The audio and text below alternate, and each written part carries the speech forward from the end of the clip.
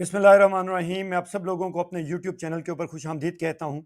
जैसा कि हम लोगों ने पेपर अटेम्प्टिंग टेक्निक सीरीज का आगाज़ कर रखा है और उस मद में हम लोगों ने दो एनालिसिस अभी परफॉर्म किए, स्वॉट एनालिसिस और पेस्टल एनालिसिस। तो उसी की कॉन्टीन्यूटी के अंदर आज के सेशन में मैं आप लोगों को कॉज एंड इफेक्ट एनालिसिस को एलेबरेट करने की कोशिश करूंगा और कॉज एंड इफेक्ट एनालिसिस के जरिए मैं आप लोगों को बताऊंगा कि किस तरीके से आप लोग अपने क्वेश्चंस के अंदर कॉज एंड इफेक्ट एनालिसिस को अप्लाई कर सकते हैं।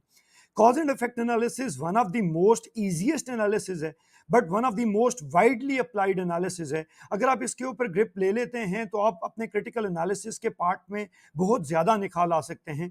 और कॉज एंड इफेक्ट एनालिसिस में आपके पास इम्प्रोवाइजेशन करने का बहुत ज़्यादा रूम है। आप इसे डिफरेंट डायमेंशंस के अगेंस्ट बैलेंस कर सकते हैं और उसके साथ ही साथ आप कॉज एंड इफेक्ट के साथ साथ रोड मैप या रिकमेंडेशंस को भी इंटीग्रेट कर सकते हैं। तो आज के सेशन में इंशाल्लाह ताला हम कॉज एंड इफेक्ट एनालिसिस को अप्लाई करने की कोशिश करेंगे और मैं टोटलिटी के अंदर आप लोगों को एक्सप्लेन करूंगा कि आप कॉज एंड इफेक्ट एनालिसिस को अपने पेपर में किस तरीके से स्ट्रक्चर कर सकते हैं। बिफोर प्रोसीडिंग फर्दर, जैसे कि मैंने आप लोगों को अभी अर्ज की कि मैंने आप लोगों को स्वॉट एनालिसिस और पेस्टल एनालिसिस परफॉर्म करना सिखाया, तो उसकी कॉन्टिन्यूटी के अंदर आज हम लोग कॉज एंड इफेक्ट एनालिसिस करेंगे, लेकिन इसके साथ ही साथ हम आगे एनालिसिस की डिफरेंट और टेक्निक्स को भी छेड़ने की कोशिश करेंगे।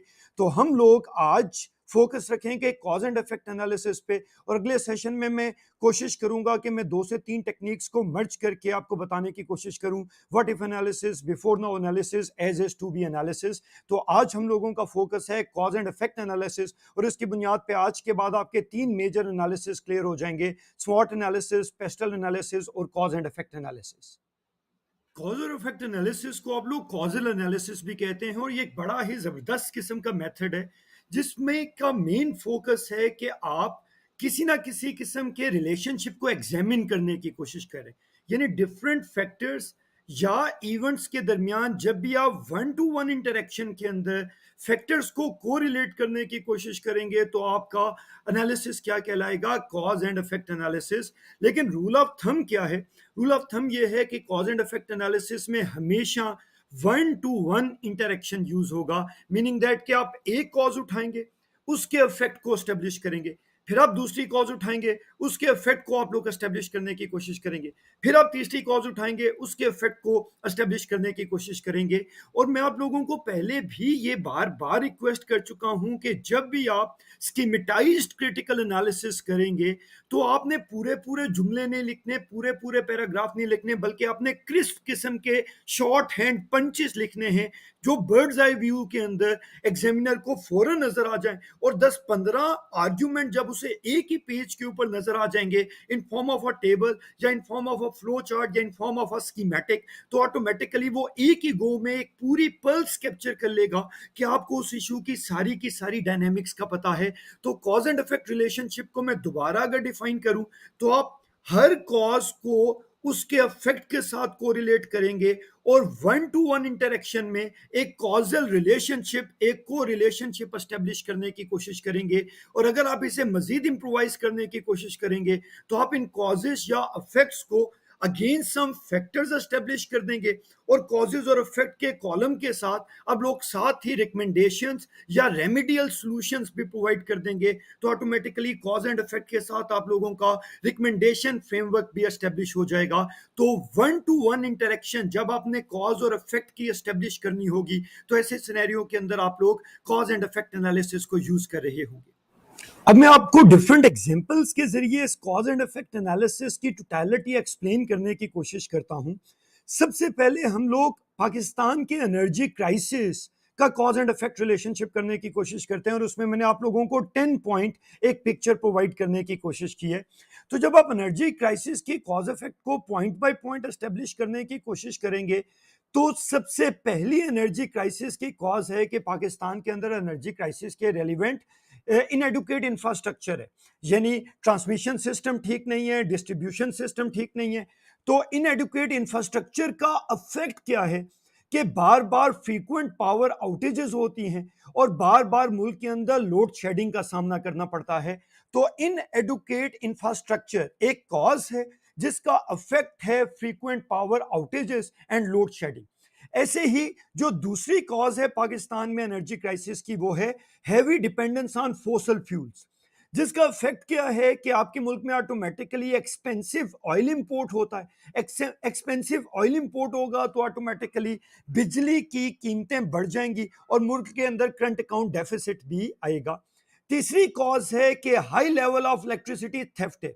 मुल्क के अंदर बिजली की चोरी बहुत ज्यादा है, जिसकी बुनियाद पे होता क्या है अफेक्ट कि जो बिलों की कलेक्शन है वो कम हो जाती है, जो revenue associated with power companies है वो कम हो जाता है, और उसकी वजह से मुल्क के अंदर कॉज होता है सर्कुलर डेट। उसके बाद अगली कॉज क्या है कि एनर्जी सेक्टर के अंदर इनएफिशिएंट इन्वेस्टमेंट होगी। इनएफिशिएंट इन्वेस्टमेंट का क्या मतलब है कि या तो ऑप्टिमम साइज ऑफ इन्वेस्टमेंट नहीं होगी, या इन्वेस्टमेंट होगी भी तो ऐसे पावर प्लांट्स के अंदर होगी जिन्हें छोटे टाइम के अंदर तो खड़ा किया जा सकता है लेकिन उनकी एफिशिएंसी नहीं होगी, उनमें ऑटोमेटिकली वेस्टेजेस का फैक्टर बहुत ज्यादा होगा। तो इनएफिशिएंट इन्वेस्टमेंट इन एनर्जी सेक्टर एक कॉज है, जिसकी बुनियाद पे इफेक्ट क्या होता है कि आप लोगों की हमेशा लिमिटेड कैपेसिटी एक्सपेंशन होती है, और जब पीक डिमांड होगी तो पीक डिमांड के दिनों में आपका सिस्टम चोक कर जाएगा। अगला सिस्टम का कॉज क्या है, सर्कुलर डेट। सर्कुलर डेट की वजह से अफेक्ट क्या होता है कि एनर्जी सेक्टर हमेशा फाइनेंशियल इंस्टेबिलिटी में रहता है, और जब वो फाइनेंशियल इंस्टेबिलिटी में रहता है तो continuous supply, cheap supply of electricity possible नहीं होती। अगला कॉज है आप लोगों का एनर्जी क्राइसिस के अंदर political influence in the energy sector, कि हमारे मुल्क के अंदर पॉलिटिकल इन्फ्लुएंस है। बहुत सारे लोग नियो मार्क्सिस्ट मॉडल पे अपने बिजनेसेस को प्रॉफिट देने के लिए या तो पॉलिटिकली एनर्जी सेक्टर में गलत सब्सिडीज देते हैं, या वो गलत किस्म के प्रोजेक्ट्स पॉलिटिशियन सपोर्ट करते हैं। तो पॉलिटिकल इन्फ्लुएंस इन एनर्जी सेक्टर एक कॉज है, जिसका इफेक्ट क्या है कि ऑटोमेटिकली इनएफिशिएंट मैनेजमेंट होती है एनर्जी सेक्टर में, और पॉलिटिकल इंटरफेरेंस की वजह से एनर्जी सेक्टर एक पोटेंशियल एरिया ऑफ करप्शन भी बन जाता है। उससे अगली कॉज क्या है कि हमारे मुल्क में जो वाटर रिसोर्सेज हैं वो डिविंडल कर रही हैं। आप सब लोगों को पता है कि इंडस वाटर ट्रीटी में हमारे हिस्से के अंदर वेस्टर्न रिवर्स आए, ईस्टर्न रिवर्स इंडिया के हिस्से में आए, और वो ईस्टर्न रिवर्स ऑटोमेटिकली खुश्क हो चुके हैं, और उधर सिर्फ अमेरिका, इंडिया जो है वो वाटर अग्रेशन करता है मूनसून के दिनों में। तो जो बाकी ओशंस हैं वहां पे हम लोगों के वाटर, बाकी जो सीज हैं वहां पे भी जो वाटर का लेवल है वो डाउन करता जा रहा है, हमारे वाटर रिसोर्सेज डाउन डिक्लाइन करते जा रहे हैं, और उसके साथ ही साथ ग्लेशियर्स की क्वांटिटी कम होती जा रही है, या ग्लेशियर्स मेल्ट होते जा रहे हैं, और डैम नहीं बनाए हुए जिसकी वजह से वाटर स्टोरेजेस हमने स्टेब्लिश नहीं की, तो डिविंडलिंग वाटर रिसोर्सेज हैं, जिसका इफेक्ट क्या है कि हाइड्रो पावर जनरेशन कम हो गई। हाइड्रो पावर जनरेशन कम हो गई तो ऑटोमेटिकली हमें महंगे बिजली के प्लांट्स की तरफ रिलाई करना पड़ता है, और अगेन वो मुल्क के अंदर महंगी बिजली का भी प्रॉब्लम क्रिएट करते हैं, और लेस पावर जनरेशन का भी प्रॉब्लम क्रिएट करते हैं। उससे अगली चीज क्या है, एक कॉज है हमारे मुल्क में एनर्जी क्राइसिस की, कि बड़ी तेजी से रैपिड पॉपुलेशन ग्रोथ हो रही है, अर्बनाइजेशन हो रही है। जिस घर में सिर्फ एक लाहौरी कूलर चलता था उस घर में भी चार चार एसी चलते हैं। तो रैपिड पॉपुलेशन ग्रोथ, अर्बनाइजेशन, ठीक है, कंजम्पशन ओरिएंटेशन की वजह से बिजली की डिमांड बढ़ गई, और जब वो बिजली की डिमांड बढ़ जाती है तो ऑटोमेटिकली नेशनल ग्रिड के ऊपर उसके इफेक्ट के तौर पर प्रेशर भी बढ़ जाता है। अगली चीज, हम लोगों का लैक ऑफ डाइवर्सिफिकेशन है, यानी हमारा एनर्जी मिक्स ठीक नहीं है।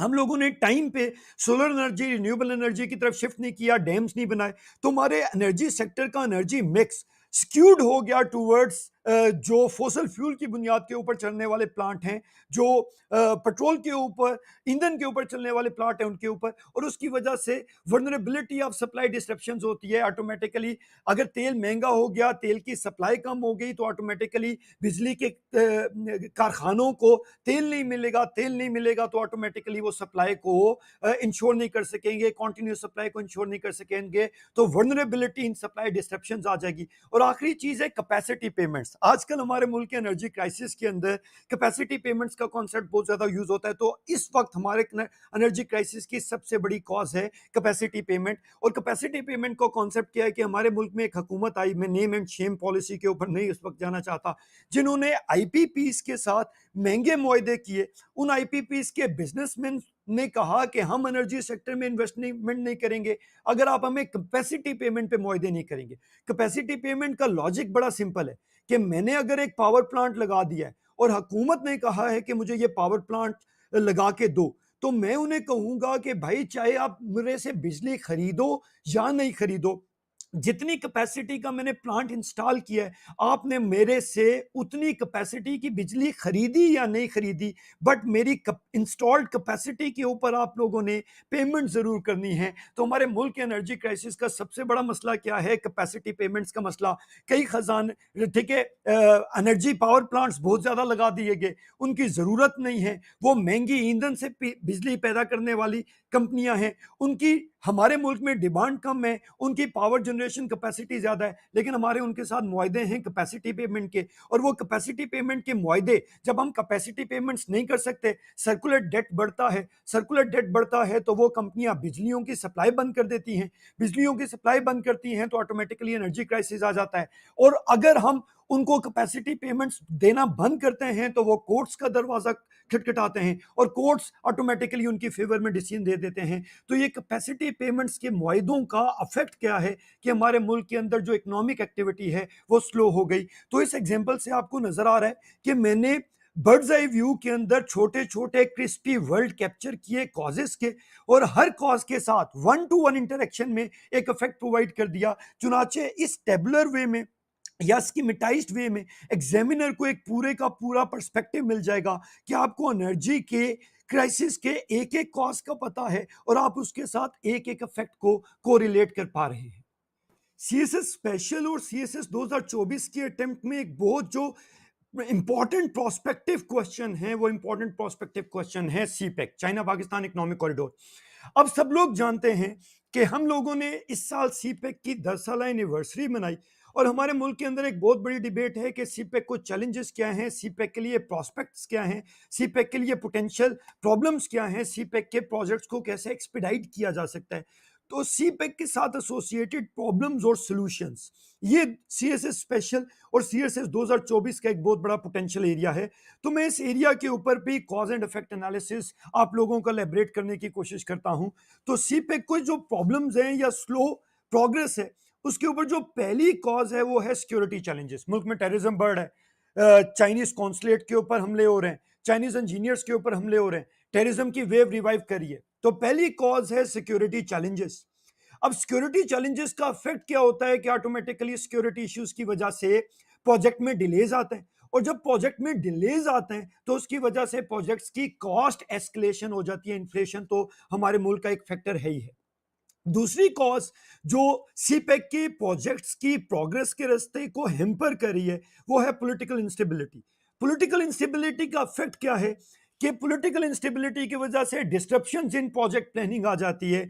कोई हुकूमत इसे प्रायोरिटाइज करती है, कोई हुकूमत इसे प्रायोरिटाइज नहीं करती। और अगेन, ठीक है, प्रोपोगेंडिस्ट वॉर ऑफ नैरेटिव्स में जो हुकूमत उसे प्रायोरिटाइज करती है उसके ऊपर इल्जाम लगता है कि उसने प्रायोरिटाइज नहीं किया, और जो हुकूमत प्रायोरिटाइज नहीं करती उसके ऊपर इल्जाम लगता है कि उसने उसको शाबाश दी जाती है कि उसने सीपेक को बहुत ज्यादा एक्सपीडाइट कर दिया। तो पॉलिटिकल इंस्टेबिलिटी की वजह से अफेक्ट क्या आता है कि डिस्ट्रप्शन इन प्रोजेक्ट प्लानिंग आ जाती है, नेम एंड शेम अप्रोच आ जाती है, जिसकी बुनियाद के ऊपर प्रोजेक्ट्स के अंदर फर्दर प्लानिंग प्रॉब्लम्स भी आ जाते हैं और डिलेस प्रॉब्लम्स भी आ जाते हैं।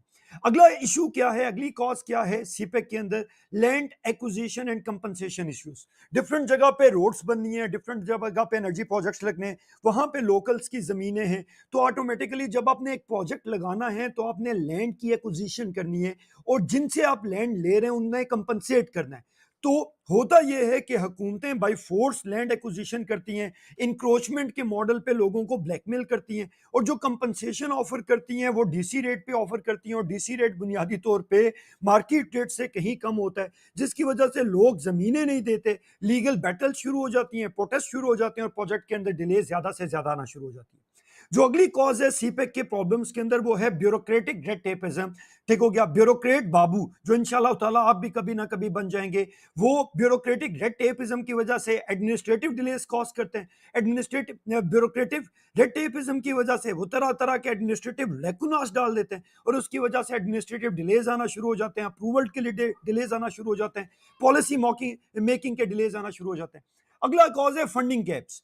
प्राइवेट सेक्टर पीएसडीपी फंड में प्रॉपर फंड्स नहीं दिए जाते, जिसका इफेक्ट क्या होता है कि प्रोजेक्ट्स के ऊपर जो प्रोग्रेस की स्पीड है वो स्लो हो जाती है।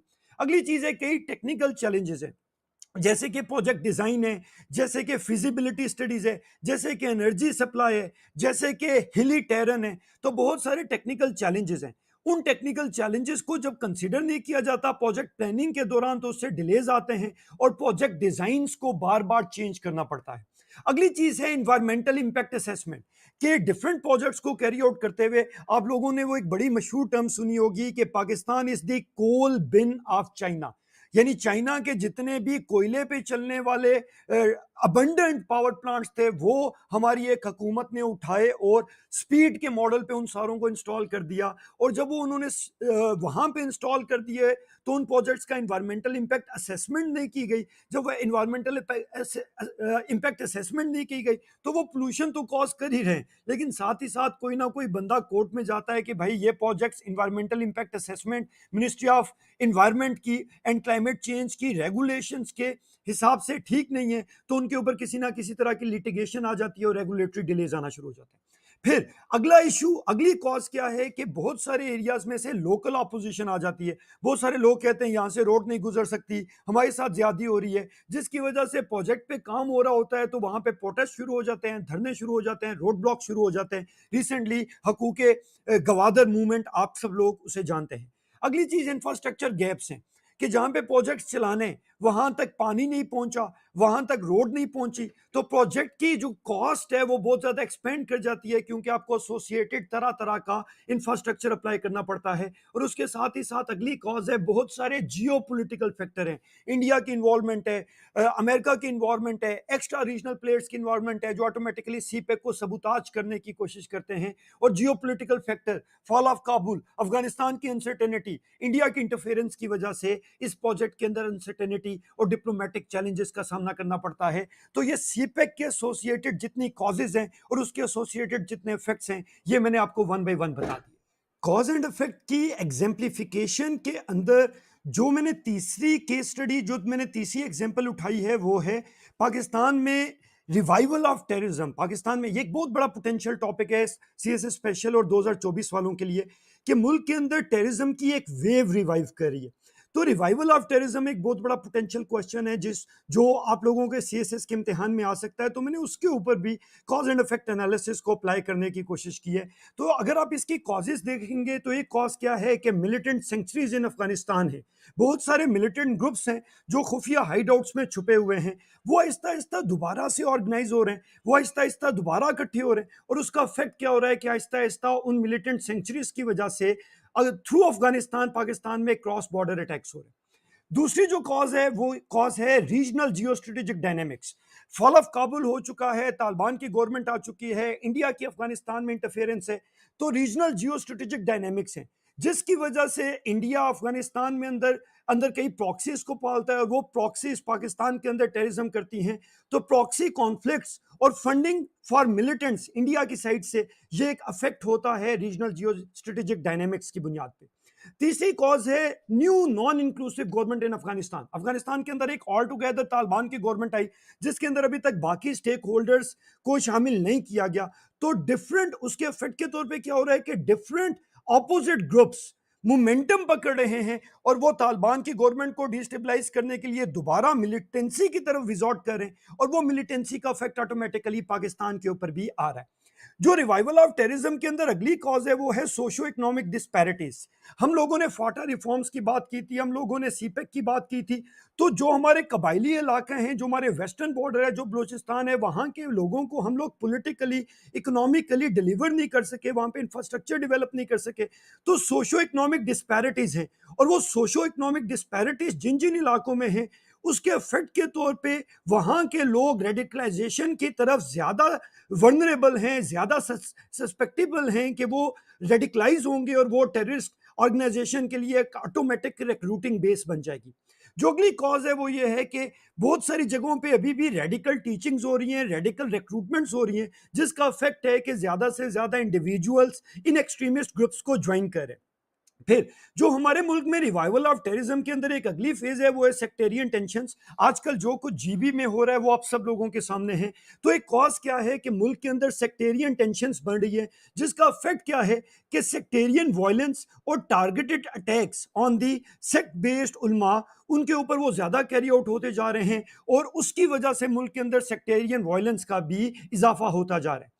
जो अगली कॉज है वो है इनफेक्टिव काउंटर टेररिज्म मेजर्स। हम लोगों ने नेशनल एक्शन प्लान बनाया था, उसके अकॉर्डिंगली हमने काउंटर टेररिज्म की एक पॉलिसी बनाई थी। उस पॉलिसीज में बहुत सारे लैकुनाज हैं, उसकी इंप्लीमेंटेशन में बहुत सारी इंपेडिमेंट्स हैं।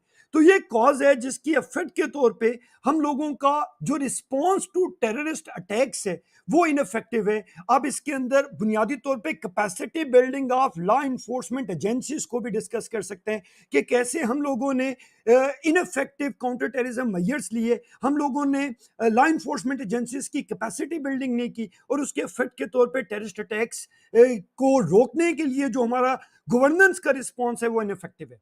जो अगली कॉज है वो है एक्सटर्नल फंडिंग। बहुत सारे एक्सटर्नल प्लेयर्स जो पाकिस्तान को डिस्टेबलाइज करना चाहते हैं वो इन टेररिस्ट ग्रुप्स को फंडिंग करते हैं और उसका इफेक्ट क्या है कि इन टेररिस्ट ग्रुप्स की जो ऑपरेशनल कैपेबिलिटीज हैं वो इन्हांस होती जा रही है। इससे अगला फैक्टर क्या है कि आइडियोलॉजी के नाम पे बहुत सारे आइडियोलॉजिकल इंडोक्ट्रिनेशन की जा रही है और उसका इफेक्ट क्या है कि ज्यादा से ज्यादा लोग जो उस आइडियोलॉजी को बाय करते हैं वो रिक्रूटमेंट बेस बन जाती है, वो इन ग्रुप्स को ज्यादा से ज्यादा ज्वाइन करते हैं। लेकिन इस वक्त जो सबसे बड़ी कॉज है रिवाइवल ऑफ टेररिज्म की वो है पाकिस्तान के अंदर पॉलिटिकल इंस्टेबिलिटी है। हुकूमत का फोकस किसी और साइड पे है, तो पॉलिटिकल इंस्टेबिलिटी की वजह से नॉन अफेक्ट क्या हो रहा है कि नॉन स्टेट एक्टर्स को एक वैक्यूम मिल रहा है कि वो दोबारा से अपनी एक्टिविटीज को रिवाइव करें और वो पाकिस्तान के इस पॉलिटिकल इंस्टेबिलिटी के फैक्टर को बेस बना के ज्यादा से ज्यादा अपनी एक्टिविटीज को, अपनी ऑर्गेनाइजेशन को स्ट्रेंथन करें। तो इस एरिया के अंदर, इस केस स्टडी के अंदर मैंने आप लोगों को रिवाइवल ऑफ टेररिज्म के 10 पॉइंट बता दिए। अब इसे पाक affair, current affair, IR, political science ऐसे में कहीं पे भी इन कॉजेस को अफेक्ट के साथ एसोसिएट कर सकते हैं और वन टू वन इंटरेक्शन में आप इन सारी की सारी कॉजेस को डिस्कस कर सकते हैं।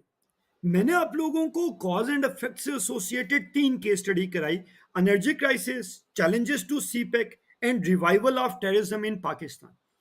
लेकिन जो मैंने आप लोगों को तीनों केस स्टडी करवाई उनमें मैंने जो तरीकेकार इस्तेमाल किया वो टेबुलर डेटा का तरीकेकार था। लेकिन आप कॉज एंड इफेक्ट एनालिसिस को डिफरेंट अलिस्ट्रेशंस के जरिए, डिफरेंट स्कीमेटिक्स के जरिए भी इलेबरेट कर सकते हैं। तो मैंने इस स्लाइड के ऊपर आप लोगों को 2 स्कीमेटाइज स्केचेस बताने की कोशिश की है, उनसे आप लोगों को स्कीमेटाइज्ड वे के अंदर कॉज एंड इफेक्ट एनालिसिस को एस्टेब्लिश करना भी आ सकता है। तो अगर आप ये पहली इलिस्ट्रेशन देखें, ये जो ऊपर आप लोगों के पास इलिस्ट्रेशन आ रही है, तो ये इलिस्ट्रेशन बनाने का क्या तरीकेकार है कि आप एक साइड पे सर्कल में कॉज लिखें और कॉजेस के साथ cause 1, cause 2, cause 3, cause 4, cause 5, cause 6 लिखें। दूसरी साइड के ऊपर एक सर्कल बनाएं इफेक्ट्स का और कॉज 1 के सामने इफेक्ट 1 लिखें, कॉज 2 के सामने इफेक्ट 2 लिखें, कॉज 3 के सामने इफेक्ट 3 लिखें, कॉज 4 के सामने इफेक्ट 4 लिखें। तो एक तरीके कार है ये जो ऊपर वाली डायग्राम में आप लोगों को नजर आ रहा है कि आप एक साइड पे कॉज का बालून बनाए, दूसरी साइड पे इफेक्ट का बालून बनाए। कॉज के बालून से एक डिफरेंट ब्रांचेस निकालें कॉजेस की, हर कॉज के सामने अफेक्ट लिखें और उन अफेक्ट की ब्रांचेस को अफेक्ट वाले बालून के साथ लिंक कर दें। तो एक इलस्ट्रेशन का तरीकेकार है जो मैंने ऊपर दिखा दिया। ये जो नीचे वाला तरीकेकार है ये बुनियादी तौर पे कहलाता है इशिकावा डायग्राम, ये बुनियादी तौर पे कहलाता है फिश बोन डायग्राम। अब अगर आप लोगों को सबसे पहला सेशन याद होगा तो मैंने क्या कहा था कि आप करंट अफेयर्स, पाक अफेयर्स में एटलीस्ट 4 डायमेंशन को जरूर लिखें: स्ट्रेटेजिक, पॉलिटिकल, इकोनॉमिक और सोशल। तो अगर हमने for example revival of terrorism की ही बात करनी है तो ये जो आपको पर्पल ब्लॉक नजर आ रहे हैं जिसमें लिखा हुआ है पीपल, इक्विपमेंट, पॉलिसीज या प्रोसीजर्स, तो पीपल की जगह लिख दें political causes, political factors, equipment की जगह लिख दें स्ट्रेटेजिक फैक्टर्स, पॉलिसीज की जगह लिख दें इकोनॉमिक फैक्टर्स और प्रोसीजर्स की जगह लिख दें सोशल फैक्टर्स। और ये जो नीचे एरो डिक्लाइन कर रही है आप इसकी एक साइड पे लिखें कॉज, यानी अगले पहले डब्बे में पीपल की जगह क्या लिखा था, पॉलिटिकल फैक्टर, तो पॉलिटिकल कॉज लाइन के एक साइड पे लिखें और उसके साथ अफेक्ट लाइन की दूसरी साइड पे लिखें। ऐसे ही पॉलिटिकल फैक्टर की एक कॉज एक साइड पे लिखे, दूसरी कॉज दूसरी साइड पे लिखे। ठीक है, तो आप इस तरीके से एक एरो की एक साइड पे कॉजेस, दूसरी साइड पे इफेक्ट्स, ऊपर फैक्टर, फिर दूसरे फैक्टर के लाइन के एक साइड पे कॉज, दूसरी साइड पे इफेक्ट, और ओवरऑल आपको जो ये येलो ब्लॉक नजर आ रहा होगा इसके अंदर आप लिख दें, ठीक हो गया, resulting in revival of terrorism. तो ये एक इशिकावा डायग्राम, ये एक फिश बोन डायग्राम की बुनियाद के ऊपर चार डिफरेंट पिलर्स के अगेंस्ट आप लोग कॉज एंड इफेक्ट को स्कीमेटाइज्ड वेरिएंट के अंदर भी एस्टेब्लिश कर सकते हैं। तो मैंने आप लोगों को टेबुलर डेटा में केस स्टडीज करवाई, आप टेबुलर डेटा के साथ साथ इसे डिफरेंट स्कीमेटाइज्ड वेरिएंट के अंदर भी कर सकते हैं। तो या तो आप ऊपर वाली बालून डायग्राम ब्रांचेस की बुनियाद के ऊपर एस्टेब्लिश कर सकते हैं, या आप नीचे वाली इशिकावा डायग्राम या फिश बोन डायग्राम को भी यूज करके उसी टेबुलर डेटा को आप स्कीमेटाइज्ड वेरिएंट के अंदर भी एस्टेब्लिश कर सकते हैं, और इससे आपकी ऑटोमेटिकली पेपर प्रेजेंटेशन में स्कीमेटाइज्ड प्रेजेंटेशन की वजह से निखार भी ज्यादा आ जाएगा। मैंने आप लोगों को कॉज एंड इफेक्ट एनालिसिस की डिफरेंट केस स्टडीज करवाई, और उन डिफरेंट केस स्टडीज को फिर एस्टेब्लिश करने की कोशिश की थ्रू डिफरेंट इलस्ट्रेशंस। लेकिन अब मैं आ रहा हूं कॉज एंड इफेक्ट के मॉडल की डाइवर्सिटी पे, कि आप इस कॉज एंड इफेक्ट मॉडल में बहुत कुछ इंप्रोवाइज कर सकते हैं, और वो इंप्रोवाइजेशन का तरीकेकार मैंने आप लोगों को इस स्लाइड के ऊपर बताने की कोशिश की है। अब अगर आप पीछे जाएं तो हम लोगों ने कॉज एंड इफेक्ट एनालिसिस में पहले सिर्फ कॉजेज और इफेक्ट किए थे। आपके सामने जो टेबल डिस्प्ले हो रहा है इसके अंदर ये जो ब्लैक आ रहे हैं वो हम लोगों ने कॉजेज और इफेक्ट्स के अंदर डिले किया था। अब आप इसे बैलेंस कर सकते हैं लेफ्ट वाले कॉलम फैक्टर की बुनियाद पे, और आप कॉज एंड इफेक्ट के अंदर ही इंटीग्रेट कर सकते हैं रेमेडियल एक्शन या रिकमेंडेशंस को। फॉर एग्जांपल हम अगर बात करें तो फैक्टर 1 की जगह आ जाएगा पॉलिटिकल फैक्टर। तो जब आप पॉलिटिकल फैक्टर की कॉजेज में जाएंगे तो अगर सीपेक के अंदर जाएं तो पॉलिटिकल फैक्टर के अंदर एक कॉज क्या आ जाएगी, इनकंसिस्टेंट पॉलिसीज। इनकंसिस्टेंट पॉलिसीज का अफेक्ट आप लोग क्या लिख देंगे, इनकंसिस्टेंट पॉलिसीज का आप अफेक्ट्स लिख देंगे कि एडमिनिस्ट्रेटिव डिलेज आ जाते हैं। एडमिनिस्ट्रेटिव डिलेज आने की वजह से अब आप यहां पे रेमेडियल एक्शन के अंदर आप एक वर्ड पंच कर देंगे कि हम लोगों को एक नेशनल पॉलिसी बनानी पड़ेगी, नेशनल डायलॉग बनाना पड़ेगा कि आप सीपेक के प्रोजेक्ट्स के ऊपर कंसिस्टेंसी करेगी, चाहे किसी भी गवर्नमेंट की हुकूमत क्यों ना, किसी भी पार्टी की हुकूमत क्यों ना आ जाए। तो कॉज एंड इफेक्ट को आप बैलेंस कर सकते हैं अगेंस्ट फैक्टर। यानी फैक्टर में आप, जैसे मैंने अभी आप लोगों को एलैबोरेट किया, आप फैक्टर 1 में लिख देंगे पॉलिटिकल फैक्टर, फैक्टर 2 में लिख देंगे इकोनॉमिक फैक्टर, फैक्टर 3 में लिख देंगे स्ट्रेटेजिक फैक्टर, फैक्टर 4 में लिख देंगे सोशल फैक्टर। अब पॉलिटिकल फैक्टर जो आपने फैक्टर 1 में लिखा उसकी कॉजेज उसके सामने, उसके इफेक्ट उसके सामने, और उसके रेमेडियल एक्शन उसके सामने। तो कॉज एंड इफेक्ट एनालिसिस की खूबसूरती क्या है कि आप इसे इंप्रोवाइज कर सकते हैं अगेंस्ट फैक्टर्स, और कॉज इफेक्ट एनालिसिस के अंदर या पैरेलल में ही रिकमेंडेशंस भी प्रोवाइड कर सकते हैं। तो आप लोगों के क्रिटिकल एनालिसिस के पार्ट के अंदर कॉजेस भी आ जाएंगी, इफेक्ट्स भी आ जाएंगे, फैक्टर्स भी आ जाएंगे, और रिकमेंडेशन का फ्रेमवर्क भी आ जाएगा। तो कॉज एंड इफेक्ट एनालिसिस आप लोगों को ये स्ट्रेंथ प्रोवाइड करता है कि आप इसे इंप्रोवाइज कर सकते हैं। और आप ये जो इंप्रोवाइजेशन का टूल है ये बैकवर्ड जाएं तो पेस्टल एनालिसिस में भी अप्लाई कर सकते हैं, कि आपने पॉलिटिकल फैक्टर लिख दिया तो आप पॉलिटिकल फैक्टर के आगे रिकमेंडेशन लिखते हैं, इकोनॉमिक फैक्टर लिख दिया, इकोनॉमिक फैक्टर के आगे आप रिकमेंडेशन लिख दें, तो आप कॉज एंड इफेक्ट फैक्टर को डिफरेंट तरीके से इंप्रोवाइज भी कर सकते हैं। इसके साथ ही हम अपना कॉज एंड इफेक्ट एनालिसिस का सेशन वाइंड अप करते हैं। लेकिन मेरी आप लोगों से रिक्वेस्ट ये होगी कि जितने भी पोटेंशियल टॉपिक्स हैं मैं उन टॉपिक्स की केस स्टडीज आपको इन टेक्निक्स के साथ साथ करवाता जा रहा हूं।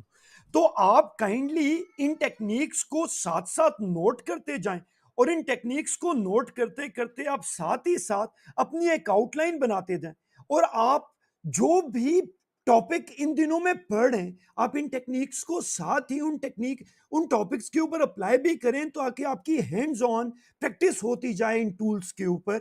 और इस तरीके से आप लोगों के टॉपिक्स भी तैयार होते जाएंगे, आउटलाइंस भी बनती जाएंगी, और प्रैक्टिस भी आप लोगों की पैरेलल में होती जाएगी। आई होप सो आप लोगों को कॉज एंड इफेक्ट एनालिसिस समझ आया, और आप में से जो भी सीरियस कैंडिडेट हैं वो इसके साथ ही साथ अपने पोटेंशियल टॉपिक्स की आउटलाइंस भी बनाते जा रहे हैं। आप में से जो भी लोग मुझे ऑन कैंपस में ज्वाइन करना चाहते हैं तो नेशनल ऑफिसर्स एकेडमी में करंट अफेयर्स और आईआर के सिलसिले में आप मुझे ज्वाइन कर सकते हैं। मैं वहाँ पे करंट अफेयर्स और आईआर पढ़ाता हूँ और आप मेरी किताबों से भी इस्तेफादा कर सकते हैं और फेसबुक ट्विटर के ऊपर भी डिफरेंट एग्जाम की टिप्स के लिए आप लोग मुझे ज्वाइन कर सकते हैं। मैं उम्मीद करता हूँ कि आपको इन सेशंस का फ़ायदा हो रहा होगा और मैं आप लोगों को सब लोगों को ये बार बार जोर दे के कह रहा हूँ कि साथ साथ आउटलाइंस बनाएं, निहार मुंह बनाएं, इंशाअल्लाह ताला अफाका होगा।